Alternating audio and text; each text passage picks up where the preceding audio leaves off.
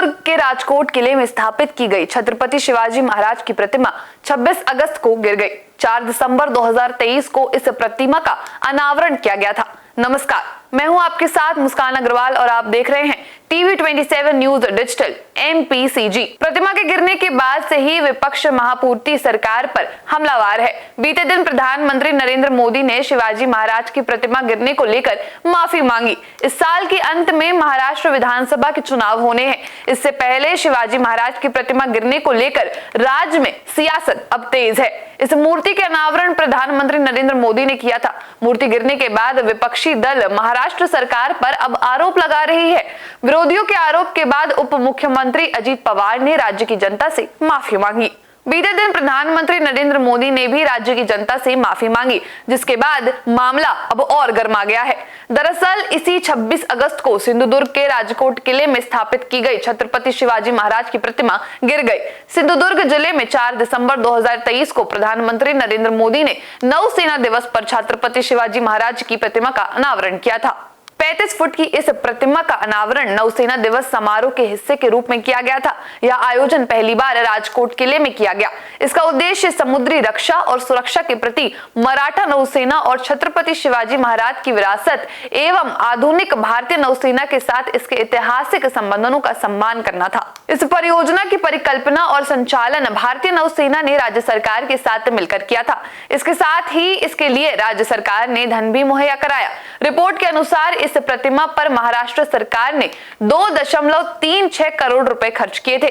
सिंधुदुर्ग के पिछले सप्ताह भारी बारिश और तेज हवाएं चली थी। घटना के बाद मुख्यमंत्री एकनाथ शिंदे ने तेज हवाओं के कारण प्रतिमा गिरने की बात कही है। उन्होंने कहा कि यह प्रतिमा नौसेना द्वारा स्थापित की गई थी। उन्होंने इस डिजाइन भी किया था, लेकिन लगभग 45 किलोमीटर प्रति घंटा की तेज हवाओं के कारण यह गिर गई है और क्षतिग्रस्त हो गई है। इसके अलावा भारतीय नौसेना ने एक बयान में कहा कि प्रतिमा को असाधारण मौसम की स्थिति के कारण दुर्भाग्यपूर्ण क्षति हुई है। इसी बीच महाराष्ट्र कला निर्देशालय के निदेशक राजीव मिश्रा ने कहा कि 35 फुट ऊंची प्रतिमा बनाने की नहीं बल्कि 6 फीट ऊंची प्रतिमा बनाने की अनुमति दी गई थी। निर्देशालय को इसकी वास्तविक ऊंचाई और इसके निर्माण में स्टील प्लेट के इस्तेमाल के बारे में जानकारी नहीं थी। महाराष्ट्र सरकार ने प्रतिमा गिरने के बाद कारणों की जांच के लिए इंजीनियरों, IIT विशेषज्ञों और नौसेना के अधिकारियों की एक तकनीकी समिति गठित की है। सिंधुदुर्ग के पुलिस अधीक्षक सौरभ अग्रवाल ने फॉरेंसिक जांच के लिए धातु के नमूने पहले ही ले लिए। उधर पुलिस ने FIR दर्ज कर संचारात्मक सलाहकार चेतन पाटिल और कलाकार जगदीप आप्टे को कोल्हापुर से गिरफ्तार किया है। दूसरी समिति अतिरिक्त मुख्य सचिव PWD मनीषा महेशकार के अधीन नियुक्त की गई है, जो इस बात का अध्ययन करेंगी कि इस स्थान पर एक नई प्रतिमा कैसे स्थापित की जा सकती है। CM शिंदे ने कहा कि सरकार प्रतिमा का पूरा खर्च वहन करेगी। CM ने 28 और 29 अगस्त को अपने आवास पर विनय बाग, शशिकांत वीके और अनिल सुतार जैसे कई प्रसिद्ध मूर्तिकारों से मुलाकात भी की। इसके अलावा रक्षा मंत्रालय ने एक बयान में कहा कि राज्य सरकार और संबंधित विशेषज्ञों के साथ नौसेना ने इस दुर्भाग्यपूर्ण दुर्घटना के कारण ही तत्काल जांच करने के लिए एक टीम का गठन किया है। यह टीम प्रतिमा की मरम्मत, पुनः निर्माण करने और पुनः स्थापना के लिए जल्द से जल्द कदम उठाने का काम करेगी। भाई दिखाओ जरा, कैमरा के लिए दिखा दो। ये चप्पल आप लोग क्यों लाए हो? ये सरकार को मारने के लिए, सरकार को मारने के लिए, सरकार के मुंह में मारने के लिए। ये काफी बड़ा चप्पल नहीं है? उनका मुंह भी बड़ा है ना, इसलिए उनका मुंह भी बड़ा है, इसलिए सरकार का चप्पल खाने का टाइम आया। हाँ, क्या टाइम आया? चप्पल खाने का टाइम आया है।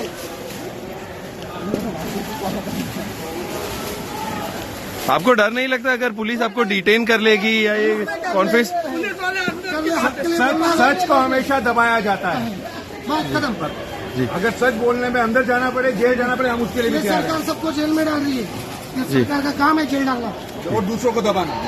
Thank you. पिछले दिनों सिंधुदुर्ग में जो हुआ, मेरे लिए, मेरे सभी साथियों के लिए छत्रपति शिवाजी महाराज ये सिर्फ नाम नहीं है। और मैं आज सर झुका करके मेरे आराध्य देव छत्रपति शिवाजी महाराज की उनके चरणों में मस्तक रख के माफी मांगता हूं। हम वो लोग नहीं हैं जो आए दिन भारत मां के महान सपूत इसी धरती के लाल वीर सावरकर को अनाप शनाप गालियां देते रहते हैं। वीर सावरकर को गालियां देने के बावजूद भी माफी मांगने को जो तैयार नहीं है, अदालतों में जाकर के लड़ाई लड़ने को तैयार है, इतने बड़े महान सपूत का अपमान करके जिनको पश्चाताप नहीं होता है। इस कार्यक्रम की चर्चा करने से पहले मैं अपने हृदय के भावों को व्यक्त करना चाहता हूं। जब 2013 में भारतीय जनता पार्टी ने मुझे प्रधानमंत्री पद के उम्मीदवार के रूप में निश्चित किया, तो मैंने सबसे पहला काम किया था रायगढ़ के किले पर जाकर के छत्रपति शिवाजी महाराज की समाधि के सामने बैठ करके प्रार्थना की थी। एक भक्त अपने आराध्य देव को जिस प्रकार से प्रार्थना करता है, उसे भक्ति भाव से आशीर्वाद लेकर के मैंने राष्ट्र सेवा की एक नई यात्रा का आरंभ किया था। पिछले दिनों सिंधुदुर्ग में जो हुआ, मेरे लिए, मेरे सभी साथियों के लिए छत्रपति शिवाजी महाराज ये सिर्फ नाम नहीं है। हमारे लिए छत्रपति शिवाजी महाराज ये सिर्फ राजा महाराजा राजपुरुष मात्र नहीं है। हमारे लिए छत्रपति शिवाजी महाराज आराध्य देव है।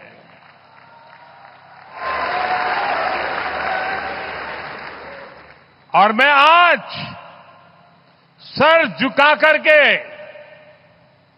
मेरे आराध्य देव छत्रपति शिवाजी महाराज की उनके चरणों में मस्तक रख के माफी मांगता हूं।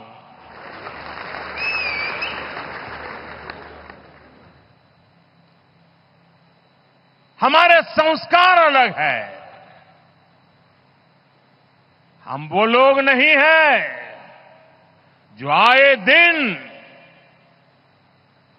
भारत मां के महान सपूत इसी धरती के लाल वीर सावरकर को अनाप शनाप गालियां देते रहते हैं, अपमानित करते रहते हैं, देशभक्तों की भावनाओं को कुचलते हैं। उसके बावजूद भी वीर सावरकर को गालियां देने के बावजूद भी माफी मांगने को जो तैयार नहीं है, अदालतों में जाकर के लड़ाई लड़ने को तैयार है, इतने बड़े महान सपूत का अपमान करके जिनको पश्चाताप नहीं होता है।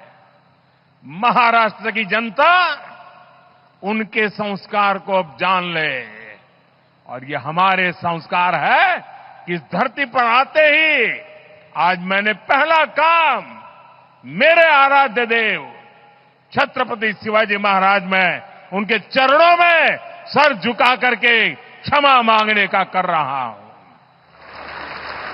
और इतना ही नहीं, जो लोग छत्रपति शिवाजी महाराज को अपने आराध्य देव मानते हैं, उनके दिल को जो गहरी चोट पहुंची है, मैं ऐसे आराध्य देव की पूजा करने वालों को भी, उनकी भी सर झुका करके क्षमा मांगता हूं। मेरे संस्कार अलग है।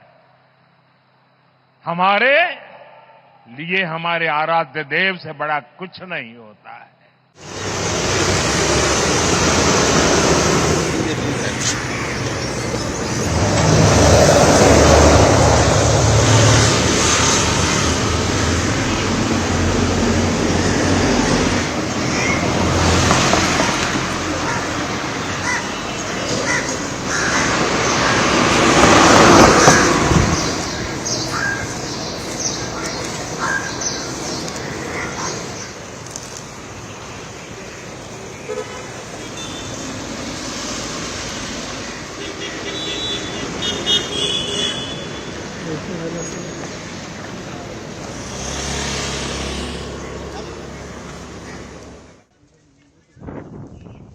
जो हुआ है वो दुर्भाग्यपूर्ण है, होना नहीं चाहिए था।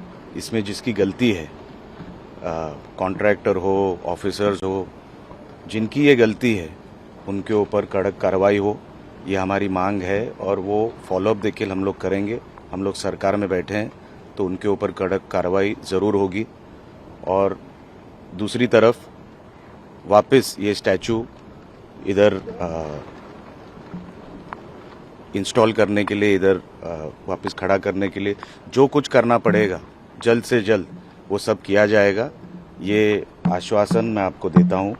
मैं तमाम महाराष्ट्र के जो शिव प्रेमी हैं उनका धन्यवाद करता हूँ कि ये बहुत ही गुस्सा देने वाली बात जो हुई है, जो फोटोग्राफ्स हम देखते हैं, फिर भी उन्होंने जो संयम रखा, जो पेशेंस रखा, मैं उनका ही धन्यवाद देता हूँ। क्योंकि ये साधारण चीज़ नहीं है जो हुई है। फिर भी शांतता से, संयम से जो शिव प्रेमियों ने अपना इधर स्वभाव दिखाया है वो बहुत अपन कौतुकास्पद म्हणतो, बहुत अप्रिशिएट करने जैसा है। तो दिल से मैं उनको भी धन्यवाद देता हूँ और जल्द से जल्द ये स्टैचू खड़ा हो, इसके लिए जो कुछ करना ज़रूरी है वो सब करेंगे और इधर वापस स्टैचू पहले जैसा खड़ा करेंगे। पहले जैसे स्ट्रक्चर, पावरफुल स्ट्रक्चर खड़ा होगा।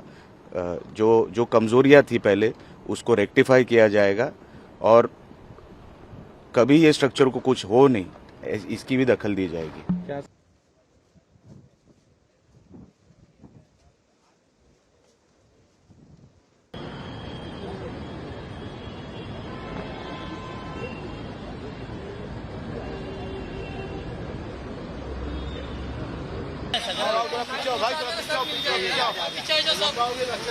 आ जाओ, पीछे आ जाओ, पीछे आ जाओ, पीछे आ जाओ, पीछे आ जाओ।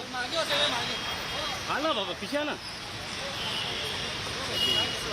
ये प्रोटेस्ट नहीं है, ये किसी के खिलाफ हम कर नहीं रहे हैं। हम ये आत्मक्लेश आंदोलन है। कल अजीत दादा पवार जी ने, जो उप मुख्यमंत्री है राज्य के, उन्होंने ये बात मान्य की है कि भाई ये गलती हुई है और उसकी वजह से मैं 13 करोड़ महाराष्ट्र की जनता की माफी मांगता हूं। तो ये आंदोलन किसी के खिलाफ नहीं है। ये आंदोलन आत्मक्लेश आंदोलन है कि ये जो 13 कोटि जनता है जो महाराज को दैवत मानती है, अगर उनकी प्रतिमा खंडित होती है तो ये जिम्मेदारी सबकी है। तो इसमें किसी के दोषारोप करना या किसी के खिलाफ कोई नारे देना वो कोई मंशा नहीं है।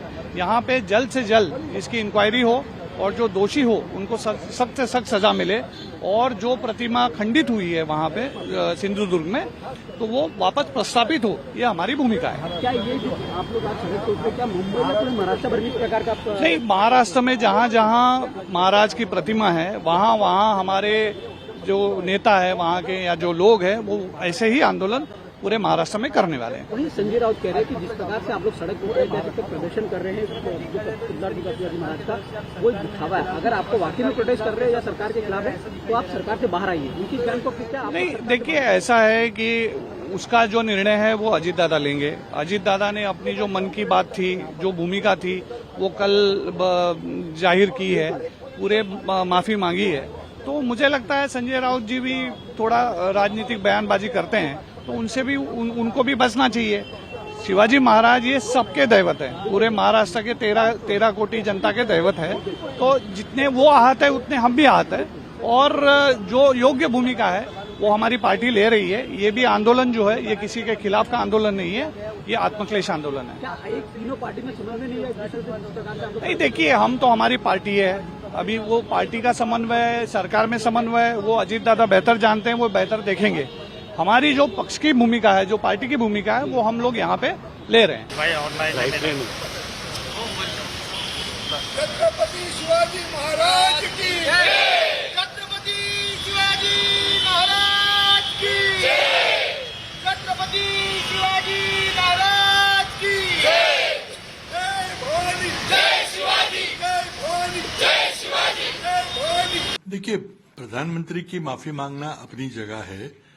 अच्छी बात है कि उन्होंने माफी मांगी। हालांकि माफी में भी उन्होंने राजनीति करने की कोशिश की है और अनकंडीशनल माफी नहीं है, अगर मगर की भाषा में माफी मांगी गई है।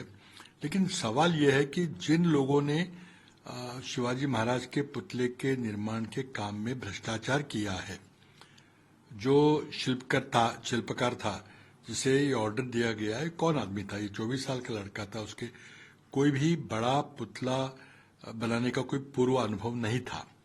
तो क्या मुख्यमंत्री का कोई करीबी था? क्या टेंडर निकाला गया था? क्या कोई डिजाइन अप्रूव करने के लिए कोई आर्किटेक्ट्स वगैरह की एक एक्सपर्ट कमेटी थी? इतना बड़ा काम करना अगर है तो कोई गंभीरता से करना चाहिए था। ये बहुत कैजुअल रूप से किया गया और सिर्फ प्रधानमंत्री को एक इवेंट करना था महात्मा छत्रपति शिवाजी महाराज के पुतले का अनावरण करने का। तो इसीलिए जिस पुतले को बनाने में 3 साल तक लग सकते हैं, उसको 6 महीने में करने का आदेश दिया गया। तो किसने आदेश दिया? ये पूरा प्रोजेक्ट ये नेवी का था या महाराष्ट्र सरकार का था? पैसे किसने लगाए? तो ये सारी बातें खुलकर सामने आनी चाहिए और हमारी मांग है कि इसमें जो दोषी व्यक्ति है उसकी जिम्मेदारी तय होनी चाहिए। The responsibility should be fixed and then a person should be punished, क्योंकि महाराष्ट्र की अस्मिता का सवाल है। ऐसे अस्मिता के साथ कोई अगर खिलवाड़ करता है तो भारतीय जनता पार्टी को माफ नहीं करेंगे। तो माफी तो मांगी है, प्रधानमंत्री ने माफी तो मांगी है, मुख्यमंत्री ने भी, उन्होंने कहा कि नेवी की गलती थी। अगर नेवी की गलती मुख्यमंत्री मानते हैं और प्रधानमंत्री भी मानते हैं तो नेवी के जो पॉलिटिकल टॉप ब्रास है, जो पॉलिटिकल इंचार्ज है, वो राजनाथ सिंह है, वो रक्षा मंत्री है, तो उन्हें जिम्मेदारी स्वीकार करनी चाहिए, नैतिक जिम्मेदारी लेकर उनको इस्तीफा देना चाहिए। ये जो आज आंदोलन हो रहा है पूरे तरीके से राजनीतिक आंदोलन है। इन्होंने महाविकास आघाड़ी हो, कांग्रेस पार्टी हो, कभी भी छत्रपति शिवाजी महाराज का उन्होंने सम्मान नहीं किया। आप मुझे पंडित नेहरू जी का, इंदिरा जी का एक भी लाल किले से भाषण दिखाइए जिसमें उन्होंने छत्रपति शिवाजी महाराज का उल्लेख किया हो। इतना ही नहीं, नेहरू जी ने तो अपने डिस्कवरी ऑफ इंडिया में छत्रपति शिवाजी महाराज का पूरा अपमान किया। क्या उसकी माफ़ी कांग्रेस पार्टी और महाविकास आघाड़ी मांगेगी? मध्य प्रदेश में कमलनाथ जी ने मुख्यमंत्री के तौर पर, कांग्रेस ने छत्रपति शिवाजी महाराज का पुतला बुलडोजर से हटाया, तोड़ दिया। क्या उसकी माफ़ी कांग्रेस मांगेगी?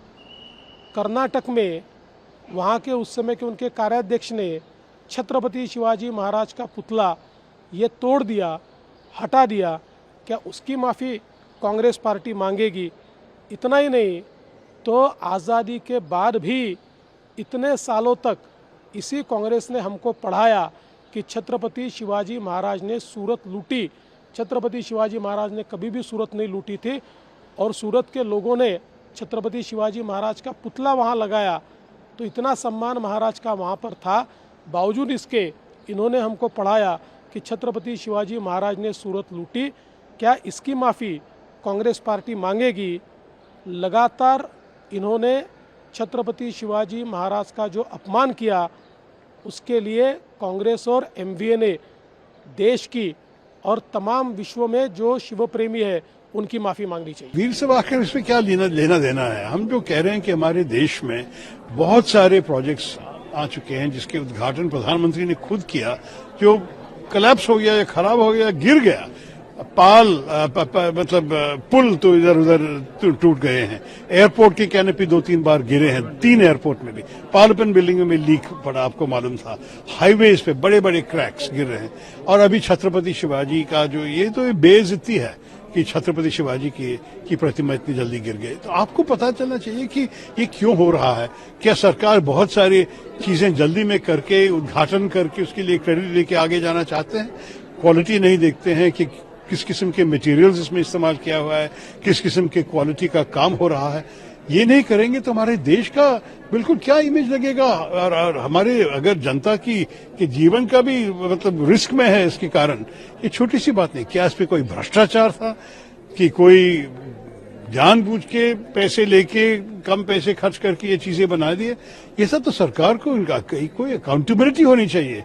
सिर्फ भाषण देने से या इसमें राजनीति खेलने में से कुछ फर्क नहीं होता। अच्छी तरह का काम हमारे देश में देखना चाहिए। हमारे द्वारा साझा की गई जानकारी अगर आपको पसंद आई हो तो यह वीडियो लाइक करना ना भूलें। इसके साथ ही हमारे साथ जुड़ने के लिए फॉलो कीजिए TV27 न्यूज डिजिटल MPCG को। तब तक के लिए मुझे दीजिए इजाजत। नमस्कार।